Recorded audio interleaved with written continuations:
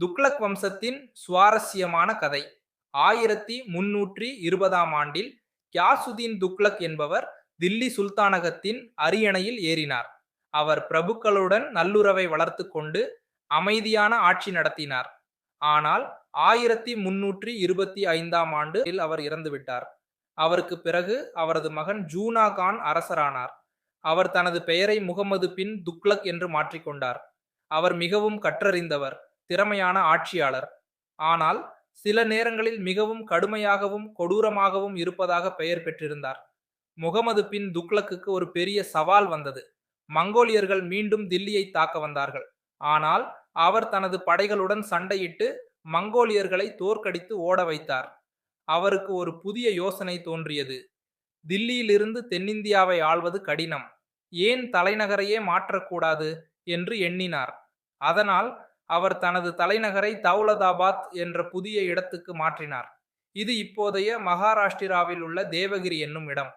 அங்கே ஒரு பெரிய கோட்டை இருந்தது, பாதுகாப்புக்கு ஏற்ற இடம். ஆனால் இந்த திட்டம் சரியாக வேலை செய்யவில்லை. தௌலதாபாத்திலிருந்து வட இந்தியாவை கட்டுப்படுத்துவது எளிதல்ல என்று அவருக்கு புரிந்தது. எனவே சில காலத்திற்கு பிறகு மீண்டும் தலைநகரை தில்லிக்கே திருப்பி மாற்றினார். முகமது பின் துக்ளக் 1325ஆம் ஆண்டு முதல் 1351ஆம் ஆண்டு வரை ஆட்சி செய்தார். அவரது ஆட்சியில் பல சுவாரஸ்யமான மாற்றங்கள் நடந்தன. ஆனால் அவரது சில முடிவுகள் மக்களுக்கு பிடிக்கவில்லை. இருந்தாலும் அவர் ஒரு துணிச்சலான அரசர் என்பதில் ஐயமில்லை. முடிவு: துக்ளக் வம்சத்தின் கதை மிகவும் சுவாரஸ்யமானது.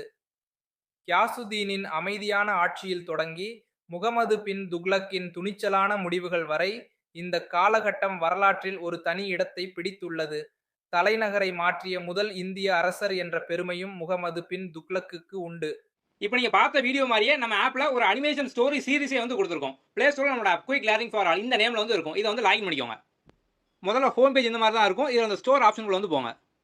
ஸோ வரிசையாக எல்லா சீரிஸும் இருக்கும். இதில் வந்து டிஎன்பிஎஸ்சி அனிமேஷன் ஸ்டோரிஸ் இதுக்குள்ள வந்து போங்க. இதில் அந்த கண்டென்ட்டுக்குள்ள வந்து போங்க.